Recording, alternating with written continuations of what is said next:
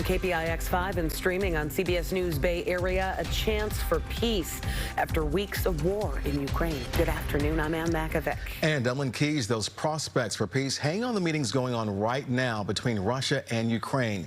Turkey's foreign minister says negotiators have reached a consensus on some issues.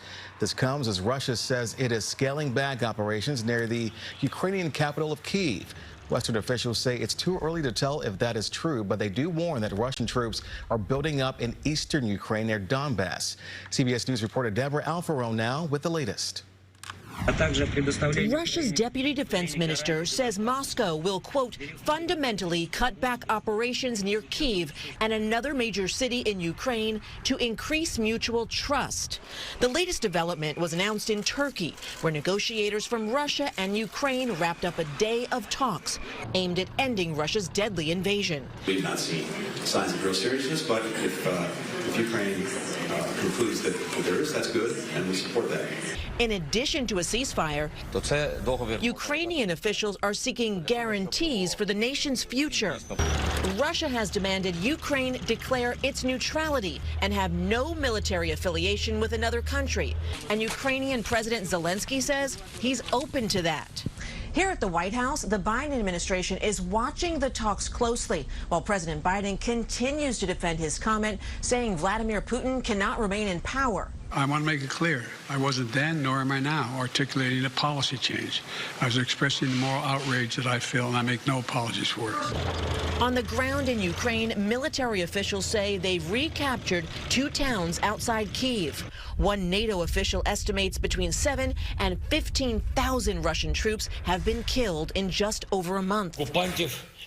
But in a video message, Ukraine's president says it is too soon to talk about areas being safe. Deborah Alfaro, CBS News, Washington.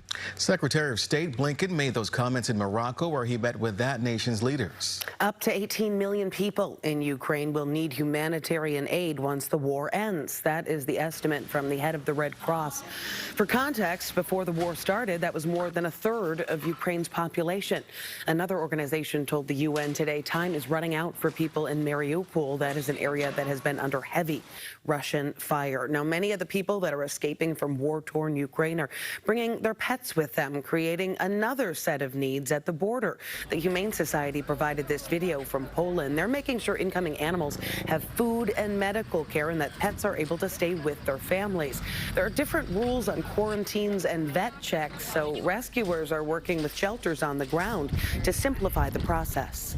You know, it does add a lot of complication to an already horrific and difficult situation, but at the same time, it's so important because they are our family, and that's what we're seeing here in Eastern Europe.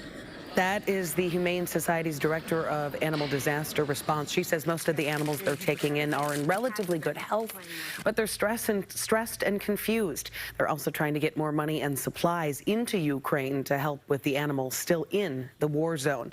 If you want to see my entire interview with the Humane Society's Director of Disaster Response, you can find it on our website, KPIX.com. And stick with KPIX 5 for the very latest on the situation in Ukraine. We have more coverage on our website, including a link on how you can help refugees. Just go to KPIX.com.